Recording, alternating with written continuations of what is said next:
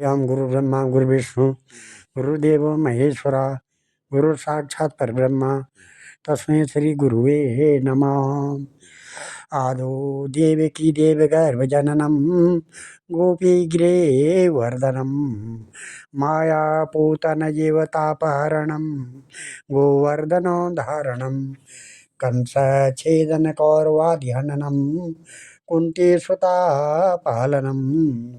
एतत् श्रीमद्भागवतं पुराणकथितं श्रीकृष्णलीलामृतम् निगमकल्पतरोर्गलितं फलं शुकमुखाद्रवमृतसंयुतं पिबत भागवतं रसमालया मुहुरहो रसिका भुवि भावुका।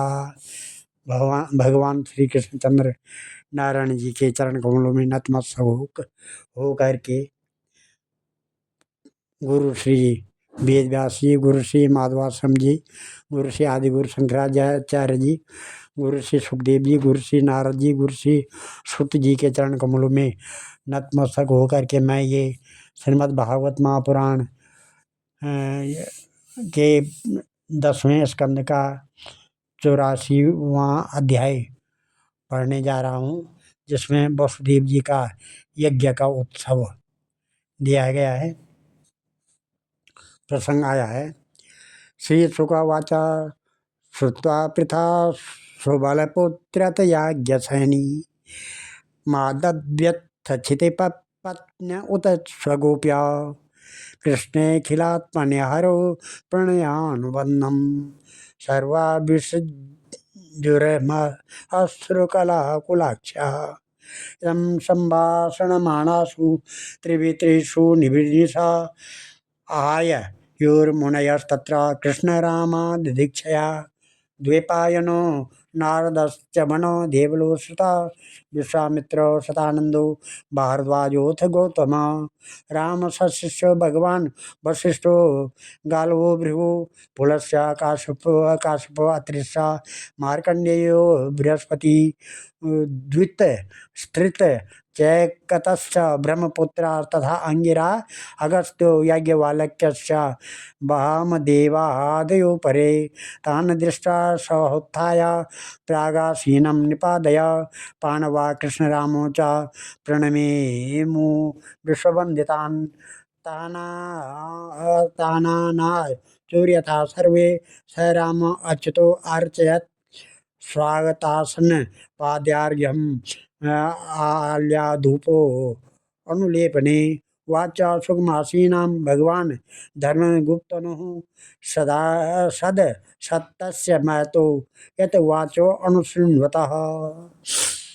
श्री सुखदेव जी कहते हैं, परीक्षित, सर्वात्मा भक्त भयारी भगवान श्री कृष्ण के प्रति उनकी पत्नियों का कितना प्रेम है, यह बात कुंती, गांधारी, द्रौपदी, सुभद्रा, दूसरी राजपत्नियां और भगवान की प्रियतमा गोपियों ने भी सुनी।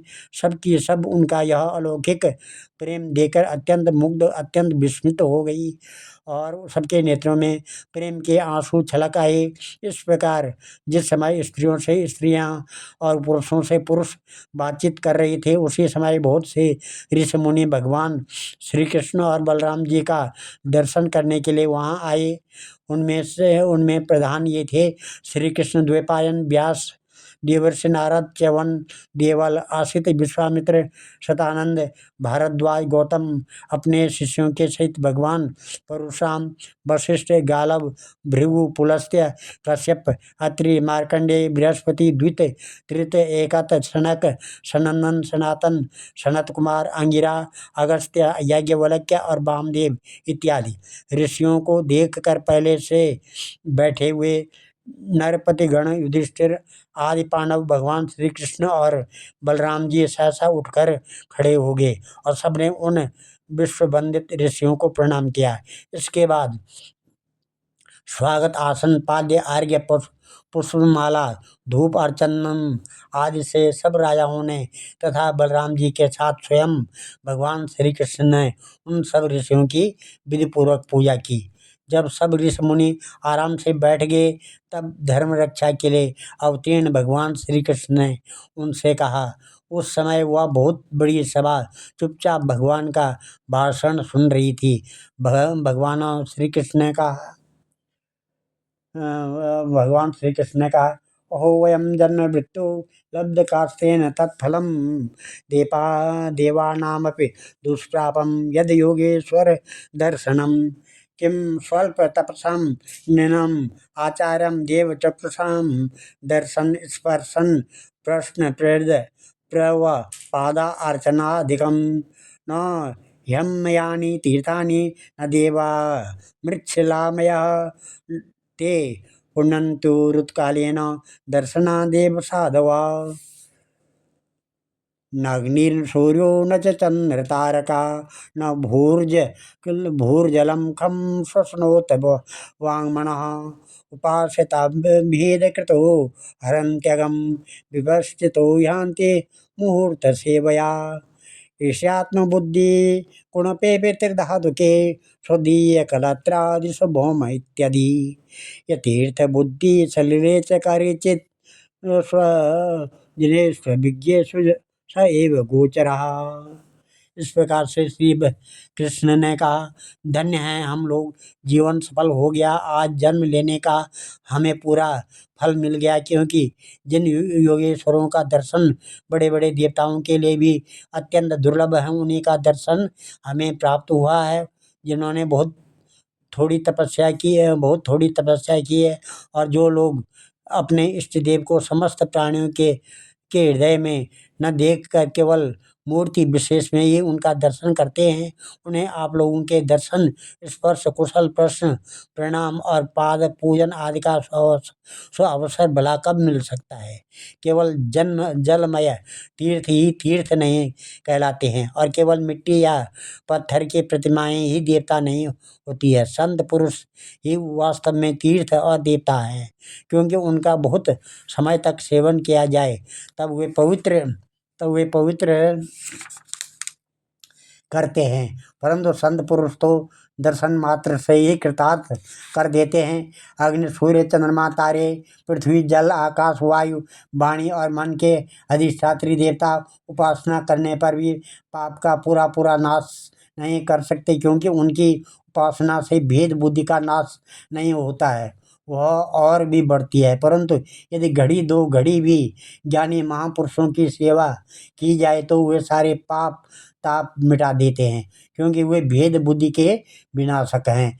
महात्माओं और सभासदों, जो मनुष्य वात पित्त और कफ इन तीन धातुओं से बने हुए समतुल्य शरीर को ही आत्मा अपने मैं स्त्री पुत्र आदि को ही अपना और मिट्टी पत्थर काष्ठ आदि पार्थिव विकारों को ही इष्ट देव मानता है, तथा जो केवल जल को ही तीर्थ समझता है, ज्ञानी महापुरुषों को नहीं, वह मनुष्य होने पर भी पशुओं में भी नीच गधा के समान है।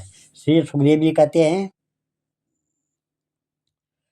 निसम्मेतम भगवता कृष्ण स्यात् कुंठ मेधसा बचो दुरन्वयम विप्रास तोणिमासन भ्रमद्वया चिरम विमर्श मुनिया ईश्वरस्यासित व्यवतां जनसंगाग्रहम इत्युचु शमंतस्तम जगद्गुरुम।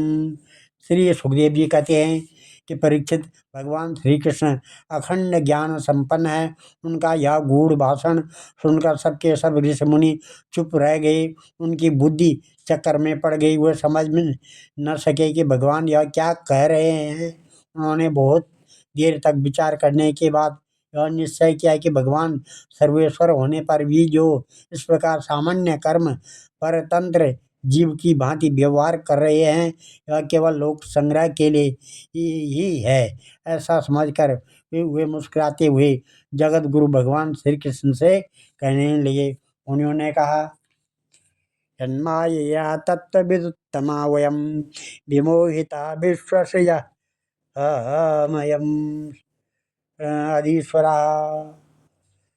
यदि श्रितव्या यति गूढ़ इहया अहो विचित्रं भगवद्विचेष्टितम् अनीय एतद्बोधैक आत्मना सृजत्यवत्यत्ति न बध्यते यथा भूमिर्बहुनां रूपिणी अहो विभूमग्नचरितं विडम्बनम् अथापि काले स्वजना विगुप्तये विवर्ष सत्तं खलनिग्रहाय च स्वलीलया वेदपथं सनातनं वर्णाश्रमात्मा पुरुषः परो भवान् ब्रह्म ते हृदय शुक्लं तपस्वाध्याय संयमे यत्रोपलब्धं सद् व्यक्तम अव्यक्तं च तथा परम तस्मात् ब्रह्मकुलं ब्रह्मं शास्त्रयोनेस्त्वमात्मनः समाज यस्य सद्धाम तद्ब्राह्मण अग्रणी भवान् अद्यनो जन्म साफल्यं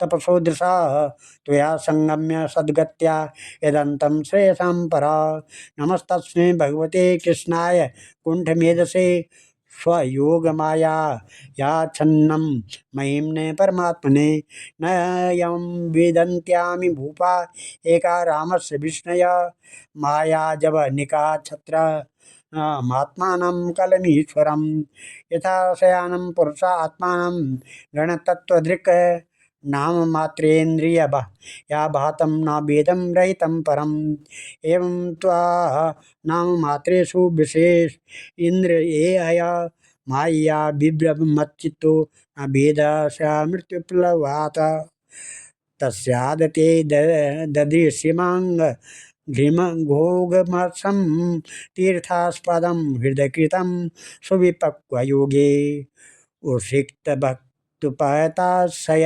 जीवकोशा अपूर्ववद गतिमथो अनुग्रहण भक्तान। इस प्रकार से मुनियों ने कहा,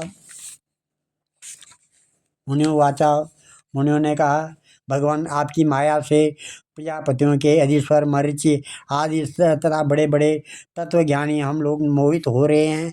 आप स्वयं ईश्वर होते हुए भी मनुष्य की सी चेष्टाओं से अपने को छिपाए रख कर जीव की भांति आचरण करते हैं। भगवान सचमुच आपकी लीला अत्यंत विचित्र है, परम आश्चर्यमय है। जैसे पृथ्वी अपने अपने विकारों वृक्ष पत्थर घट आदि के द्वारा बहुत से नाम और रूप ग्रहण कर लेती है, वास्तव में वह एक ही है। वैसे ही आप एक और चेष्टाहीन होने पर भी अनेक रूप धारण कर लेते हैं और अपने आप से इस जगत की रचना रक्षा और श्रृंगार करते हैं। पर यह सब करते हुए भी इन कर्मों से लिप्त नहीं होते हैं जो सजातीय विजातीय और स्वगत भेद शून्य एक रस अनंत उसका यह चरित्र लीला मात्र नहीं तो और क्या है। धन्य है आपकी यह लीला भगवान। यद्यपि आप प्रकृति से परे स्वयं पर ब्रह्म परमात्मा हैं, तथापि समय समय पर भक्तजनों की रक्षा और दुष्टों का दमन करने के लिए विशुद्ध सत्वमय श्री विग्रह प्रकट करते हैं और अपनी लीला के द्वारा सनातन वैदिक मार्ग की रक्षा करते हैं, क्योंकि सभी वर्णों और आश्रमों के रूप में आप स्वयं ही प्रकट हैं। भगवान वेद आपका विशुद्ध हृदय है। तपस्या स्वाध्याय धारणा ध्यान और समाधि के द्वारा उसी में आपके साकार निराकार रूप और दोनों के अधिष्ठान स्वरूप पर ब्रह्म परमात्मा का साक्षात्कार होता है। परमात्मन ब्राह्मण भी वेदों के आधारभूत आपके स्वरूप की उपलब्धि के स्थान हैं। इसी से आप ब्राह्मणों का सम्मान करते हैं और इसी से आप ब्राह्मण भक्तों में अग्रगण्य भी हैं। आप सर्वविध कल्याण साधनों की चरम सीमा हैं और संत पुरुषों की एकमात्र गति हैं। आपसे मिलकर आज हमारे जन्म विद्या तप और ज्ञान सफल हो गए। वास्तव में सबके परम फल आप ही हैं। प्रभु आपका ज्ञान अनंत है। आप स्वयं सच्चिदानंद स्वरूप पर ब्रह्म परमात्मा भगवान हैं।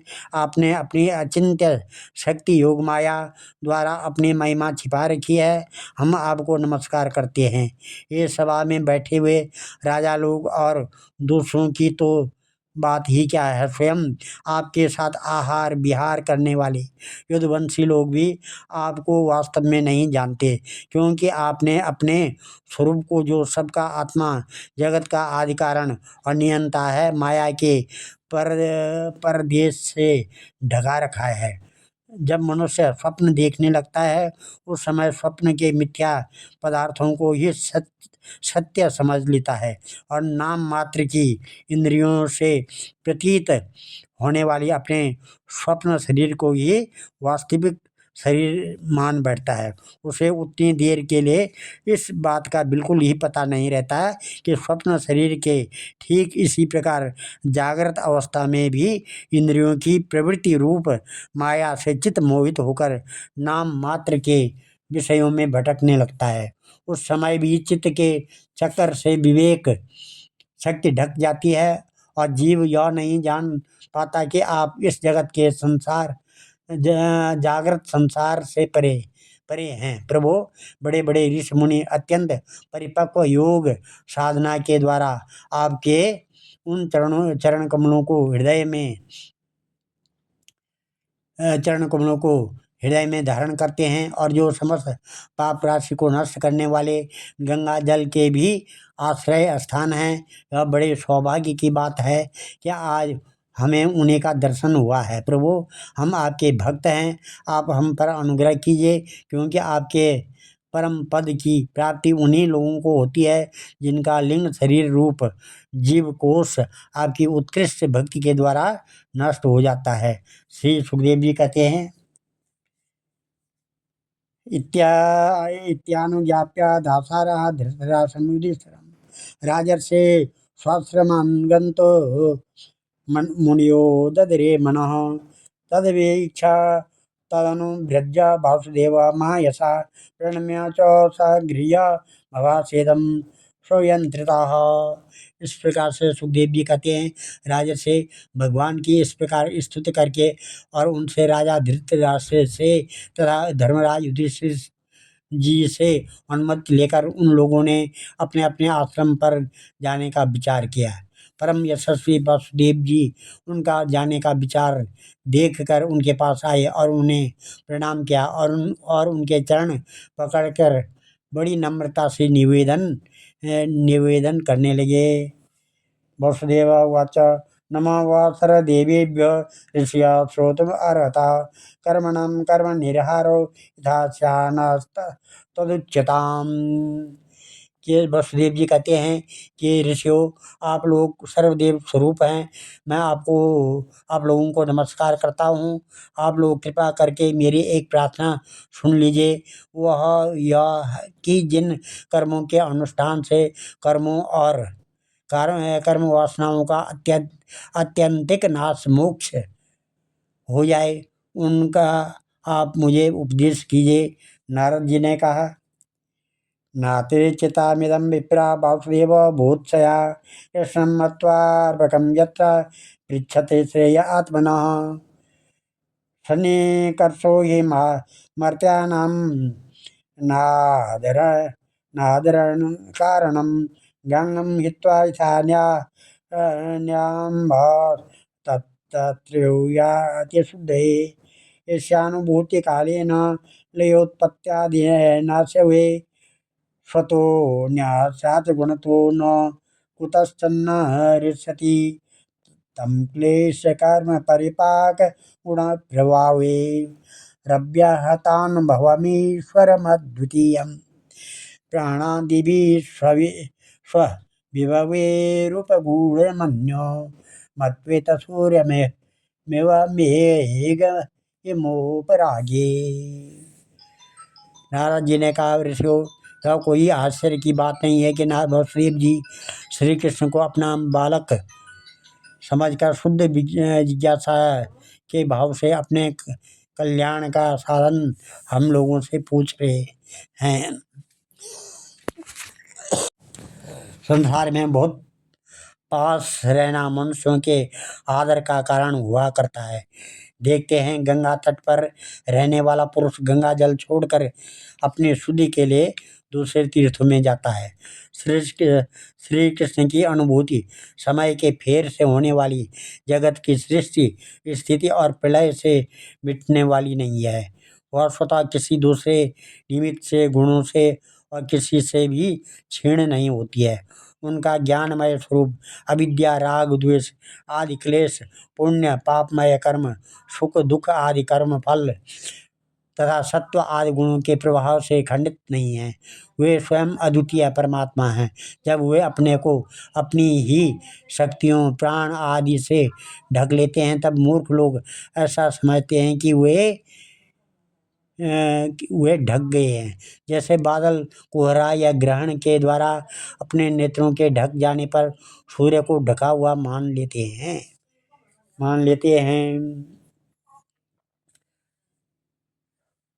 अथो चौर्मुनियो राजन्ना भाषन्या कंदुभिम सर्वेषां शृणुता राज्यं तथैवाच तो रामयो कर्मणं कर्म निरहर साधु निरूपिता यत्श्रद्धया यदेव विष्णु सर्वयज्ञेश्वरं मखे चित्तस्योपशमोऽयं वे कविः शास्त्रचक्षुषा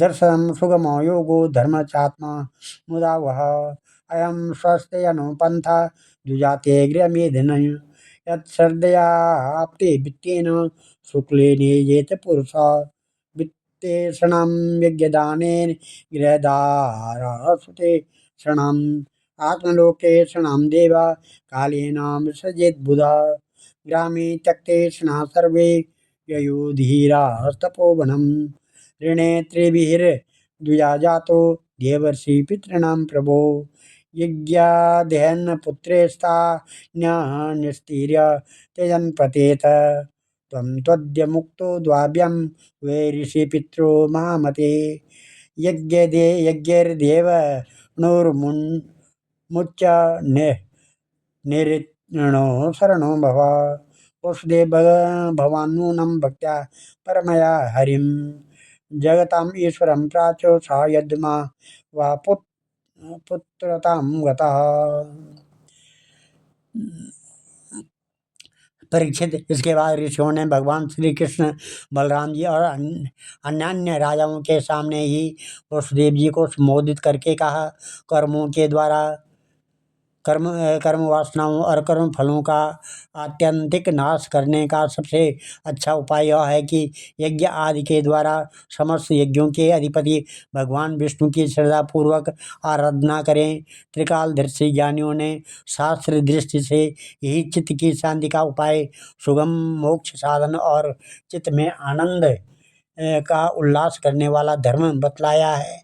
अपने न्यायार्जित धन से श्रद्धापूर्वक पुरुषोत्तम भगवान की आराधना करना ही द्विजाति ब्राह्मण क्षत्रिय और वैश्य गृहस्थ के लिए परम कल्याण का मार्ग है। वसुदेव जी विचारवान पुत्र पुरुष को चाहिए कि यज्ञ दान आदि के द्वारा धन की इच्छा को, गृहस्थोचित भोगों द्वारा स्त्री पुत्र इच्छा को और काल क्रम से स्वर्ग आदि भोग भी नष्ट हो जाते हैं। इस विचार से लोकेशणा को त्याग दे। इस प्रकार धीर पुरुष घर में रहते हुए ही तीनों प्रकार की इच्छाओं को परित्याग करके तपोवन का रास्ता लिया करते थे। समर्थ वसुदेव जी ब्राह्मण क्षत्रिय और वैश्य ये तीनों देवता ऋषि और पितरों का ऋण लेकर ही पैदा होते हैं। इनके ऋणों से छुटकारा मिलता है यज्ञ अध्ययन और संतानोत्पत्ति से। इनसे ऋण हुए बिना ही जो संसार का त्याग करता है उसका पतन हो जाता है। परम बुद्धिमान वसुदेव जी आप अब तक ऋषि और पितरों के ऋण से तो मुक्त हो चुके हैं, अब यज्ञों के द्वारा देवताओं का ऋण चुका दीजिए और इस प्रकार सबसे ऋण होकर गृह त्याग कीजिए, भगवान के शरण हो जाइए। वसुदेव जी आपने अवश्य ही परम भक्ति से जगदीश्वर भगवान की आराधना की है, तभी तो वे आप दोनों के पुत्र हुए हैं। श्री सुखदेव जी कहते हैं, एते तद्वचनं श्रुत्वा वसुदेव महामना तन्ऋषिरित्विजो बभ्रे मूर्धः नम्या प्रसद्य च न एनं ऋषयो राजन् वृत्ता धर्मेण धार्मिकं तस्मिन् याजयन् क्षेत्रे मखेरुत्तमं कल्पके तद् दीक्षायां प्रवृत्तायां वृष्णया पुष्करास्त्रया स्नाता सुवाससो राजन् राजानो सुष्ठुवलङ्कृता तन्महिश्च मुदिता निष्कण्ठ्या सुवासस दीक्षाशालाम् उपाजग्मुर् रालिप्ता वस्तुपाणया नेदु मृदङ्गपटः पटः शङ्खभेर्यानकादया नर्तुर्नटनतर्क्या तुष्टुवा सूतमागधा जग्मु सुकण्ठो गन्धर्व संगीत स भर्तका तस्माभिषिञ्चते विधिवत् अनाव्यक्त ऋत्वज पत्नी विरथ ष्टादशभि सोमराजा विवोढव्य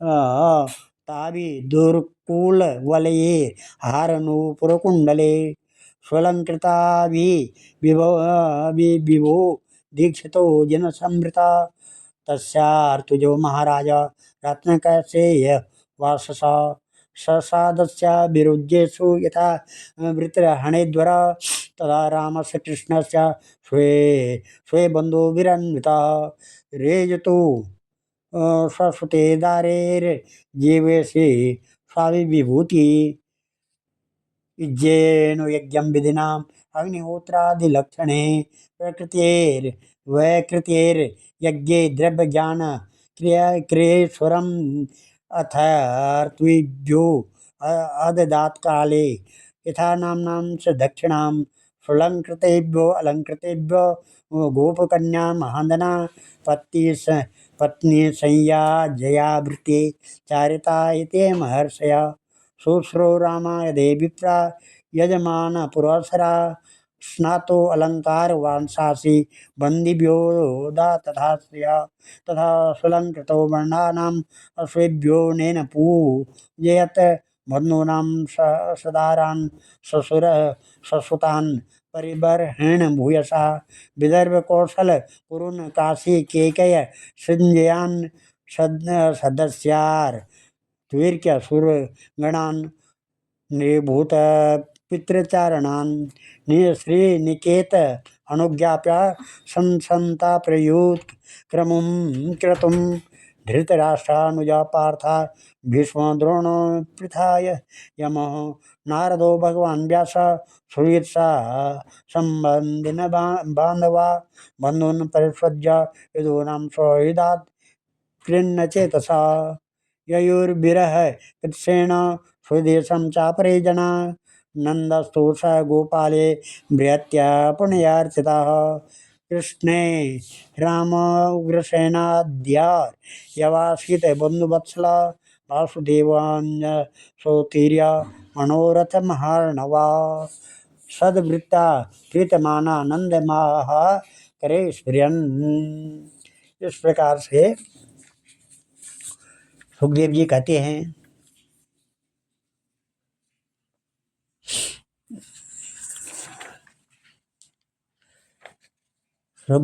हैं परीक्षित परम परम मनस्वी श्री वसुदेव जी ऋषियों की यह बात सुनकर उनके चरणों में सिर रखकर प्रणाम किया, उन्हें प्रसन्न किया और यज्ञ के लिए ऋतुजों के रूप में उनका वर्ण कर लिया। राजन, जब इस प्रकार वसुदेव जी ने धर्मपूर्वक ऋषियों को वर्ण कर लिया, तब उन्होंने पुण्य क्षेत्र कुरुक्षेत्र में परम धार्मिक वसुदेव जी के द्वारा उत्तम सामग्री से युक्त यज्ञ करवाए। परीक्षित, जब वसुदेव जी ने यज्ञ की दीक्षा ले ली, तब यदुवंशियों ने स्नान करके सुंदर वस्त्र और कमलों की मालाएं धारण कर ली। राज लोग वस्त्र आभूषणों से खूब सुसज्जित हो गए। वसुदेव जी की पत्नियों ने सुंदर वस्त्र, अंगराग और सोने के हारों से अपने को सजा लिया और फिर वे सब बड़े आनंद से अपने अपने हाथों में मांगलिक सामग्री लेकर यज्ञशाला में आई। उस समय मृदंग, पखावज, शंख, ढोल और नगाड़े आज बाजे बजने लगे। नट और नर्तकियां नाचने लगी। सूत और मागध स्तुति गान करने लगे। गंधर्वों के साथ सुरीले गले वाले गंधर्व पत्नियां गान करने लगी। वसुदेव जी ने पहले नेत्रों में अंजन और शरीर में मक्खन लगा लिया। फिर उनकी देव के आदि 18 पत्नियों के साथ उन्हें ऋतुजों ने महाअभिषेक विधि से वैसे ही अभिषेक कराया। जिस प्रकार प्राचीन काल में नक्षत्रों के साथ चंद्रमा का अभिषेक हुआ था। उस समय यज्ञ में दीक्षित होने के कारण वसुदेव जी तो मृग चर्म धारण किए हुए थे, परंतु उनकी पत्नियां सुंदर सुंदर साड़ी, कंगन, हार, पायजेब और कर्णफूल आदि आभूषणों से खूब सजी हुई थी। वे अपनी पत्नियों के साथ भली भांति शोभायमान हुए। महाराज वसुदेव जी के ऋत्विज और सदस्य रत्न जटित आभूषण तथा रेशमी वस्त्र धारण करके वैसे शोभित हुए जैसे पहले इंद्र के यज्ञ में हुए थे। उस समय भगवान श्री कृष्ण बलराम जी अपने अपने भाई बंधु और स्त्री पुत्रों के साथ इस प्रकार शोभायमान हुए जैसे अपनी शक्तियों के साथ समस्त जीवों के ईश्वर स्वयं भगवान समष्टि जीवों के अभिमानी श्री संकर्षण तथा अपने विशुद्ध नारायण स्वरूप में शोभायमान होते हैं।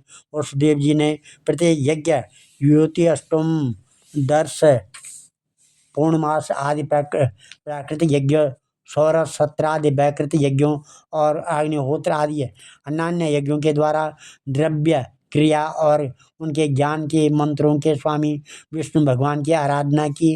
इसके बाद उन्होंने उचित समय पर ऋतुजों को वस्त्र अलंकारों से सुसज्जित किया और शास्त्रों के अनुसार बहुत सी दक्षिणा तथा प्रचुर धन के साथ अलंकृत गोएं, पृथ्वी और सुंदरी कन्याएं दी। इसके बाद महर्षियों ने पत्नी संयाज नामक यज्ञांग और अवभृत स्नान अर्थात यज्ञांत स्नान संबंधी अवशेष कर्म कराकर वसुदेव जी को आगे करके परशुराम जी के बनाए हृदय ह्रद में समाहृद में स्नान किया। स्नान करने के बाद वसुदेव जी और उनकी पत्नियों ने बंदी जनों को अपने सारे वस्त्र आभूषण दे दिए तथा स्वयं ने वस्त्र आभूषण से सुसज्जित होकर उन्होंने ब्राह्मणों से लेकर कुत्तों तक को भी भोजन कराया। तदंतर अपने भाई बंधुओं, उनके स्त्री पुत्रों तथा विदर्भ, कौशल, कुरु, काशी, कैकेय और संजय आदि देशों के राजाओं, सदस्यों, ऋतुजों, देवताओं, मनुष्यों, भूतों, पितरों और चारणों को विदाई के रूप में बहुत सी भेंट देकर सम्मानित किया। वे लोग लक्ष्मीपति भगवान श्री कृष्ण की अनुमति लेकर यज्ञ की प्रशंसा करते हुए अपने अपने घर चले गए। परीक्षित उस समय राजा धृतराष्ट्र, विदुर, युधिष्ठिर, भीम, अर्जुन, भीष्म पितामह, द्रोणाचार्य, कुंती, नकुल, सहदेव, नारद, भगवान व्यासदेव तथा दूसरे स्वजन संबंधी और बांधव अपने हितैषी बंधु यादवों को छोड़कर जाने में अत्यंत विरह व्यथा का अनुभव करने लगे। उन्होंने अत्यंत स्नेहार्द चित्त से यदुवंशियों का आलिंगन किया और बड़ी कठिनाई से किसी प्रकार अपने अपने देश को गए। दूसरे लोग भी इनके साथ ही वहाँ से रवाना हो गए। परीक्षित भगवान श्री कृष्ण, बलराम जी तथा उग्रसेन आदि ने नंद बाबा एवं अन्य सब गोपों की बहुत बड़ी बड़ी सामग्रियों से अर्चना पूजा की, उनका सत्कार किया और वे प्रेम परवश होकर बहुत दिनों तक वहीं रहे। वसुदेव जी अनायास ही अपने बहुत बड़े मनोरथ का महासागर पार कर गए थे। उनके आनंद की सीमा न थी। सभी आत्मीय स्वजन उनके साथ थे। उन्होंने नंद बाबा का हाथ पकड़कर कहा, वसुदेवाच, भ्रातरी स कृतापाशो नृणां स्नेहसंहिता तं दुस्त्यजामहं मन्ये सुराणाम् अपि योगिनाम्। अस्मात् स्वप्रतिकल्पेयं यत् कृताजेषु सत्तमे मैत्रेर्पिता फलावापि न निवर्तते करिचित्। प्राग्कल्पाद् कुशलं भ्रातरवो नाचरामयि अधुनं श्रीमदान्धाक्षा न पश्यामः पुरस्सता। मां राज्य श्रीर्भूत पुंस श्रेय कामस्य मानद स्वजनानुत बंधूनां वा न पश्यते यान्धृक। इस प्रकार वसुदेव जी ने कहा, भाई जी, भगवान ने मनुष्यों के लिए यह बहुत बड़ा बंधन बना दिया है। उस बंधन का नाम है स्नेह, प्रेम, पास। मैं तो ऐसा समझता हूँ कि बड़े बड़े शूरवीर और योगी यति भी उसे तोड़ने में असमर्थ हैं। आपने हम अकृतज्ञों के प्रति अनुपम मित्रता का व्यवहार किया है। क्यों न हो, आप शरीर के संत शिरोमणियों का तो ऐसा स्वभाव ही होता है। हम इसका कभी बदला नहीं चुका सकते, आपको इसका कोई फल नहीं दे सकते। फिर भी हमारा यह मैत्री संबंध कभी टूटने वाला नहीं है। आप इसको सदा निभाते रहेंगे। भाई जी, पहले तो बंदी गृह में बंद होने के कारण हम आपका कुछ भी प्रिय और हित न कर सके। अब हमारी यह दशा हो रही है कि हम धन संपत्तियों के नशे से, श्रीमद से अंधे हो रहे हैं। आप हमारे सामने हैं तो भी हम आपकी ओर नहीं देख पाते।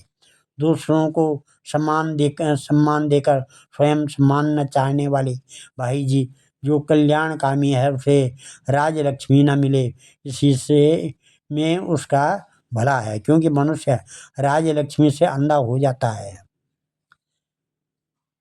है और अपने भाई बंधु सज्जनों तक को नहीं देख पाता है।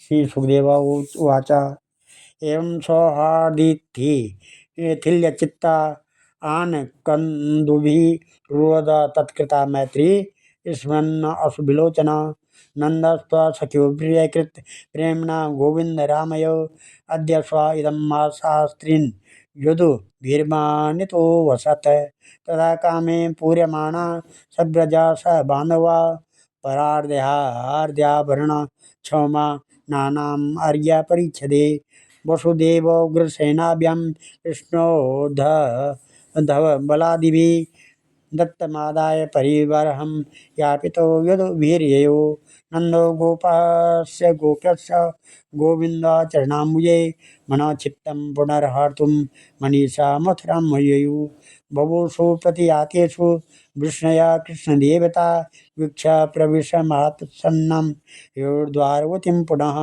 जनेभ्यः कथयायात् यांच चक्रुर्यादु देवमहोत्सवं यदा श्रीतीर्थयात्रायां सुहृत्सनन्दनादिकं।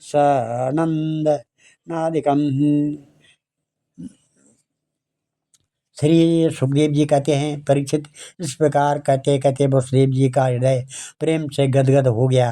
उन्हें नंद बाबा की मित्रता, उपकार स्मरण हो आए। उनके नेत्रों में प्रेमाश्रु उमड़ आए। वे रोने लगे। नंद जी अपने सखा वसुदेव जी को प्रसन्न करने के लिए एवं भगवान श्री कृष्ण और बलराम जी के प्रेम पास में बंधकर आजकल करते करते 3 महीने तक वहीं रह गए। यदुवंशियों ने जी भर उनका सम्मान किया। इसके बाद बहुमूल्य आभूषण, रेशमी वस्त्र, नाना प्रकार की उत्तमोत्तम सामग्रियों और भोगों से नंद बाबा को, उनके ब्रजवासी साथियों को और बंधु बांधवों को खूब तृप्त किया। वसुदेव जी, उग्रसेन, श्री कृष्ण, बलराम, उद्धव और यदुवंशियों ने अलग अलग उन्हें अनेकों प्रकार की भेंट दी। उनके विदा करने पर उन सब सामग्रियों को लेकर नंद बाबा अपने ब्रज के लिए रवाना हुए। नंद बाबा गोपों और गोपियों का चित्त भगवान श्री कृष्ण के चरण कमलों में इस प्रकार लग गया कि वे फिर प्रयत्न करने पर भी उसे वहाँ से लौटा न सके। सुतराम बिना ही मन के उन्होंने मथुरा की यात्रा की। जब सब बंधु बांधव वहाँ से विदा हो चुके तब भगवान श्री कृष्ण ने को ही एकमात्र इष्टदेव मानने वाले यदुवंशियों ने यह देख कर कि अब वर्षा ऋतु आ पहुंची है, द्वारिका के लिए प्रस्थान किया। वहां जाकर उन्होंने सब लोगों से वसुदेव जी के यज्ञ महोत्सव, स्वजन संबंधियों के दर्शन, मिलन आदि तीर्थ यात्रा के प्रसंगों को कह सुनाया। जो इस नंद बाबा और वासुदेव जी का प्रसंग सुनता है, उसके ऊपर भगवान की अति अनुकंपा होती है और वह सर्वदा सुखी हो जाता है। और आज हम इस कथा को यहीं पर विराम देते हैं। कल 85वां अध्याय। उसमें श्री भगवान के द्वारा वसुदेव जी को ब्रह्म ज्ञान उपदेश तथा देव की जी के 6 पुत्रों का लौटा लाना, ये प्रसंग चलेगा। ओम ध्येयं सदा परिभवग्नमविष्टदोहं तीर्थात्पदं शिवविरञ्चनुतं शरण्यं भृत्यात्यहं प्रणतपालभवाब्धिपूतं वन्दे महापुरुषते चरणारविन्दं। सर्वे भवन्तु सुखिनः, सर्वे सन्तु निरामया, सर्वे भद्राणि पश्यन्तु, मा कश्चित् दुःखभाग् भवेत्। धन्यवाद।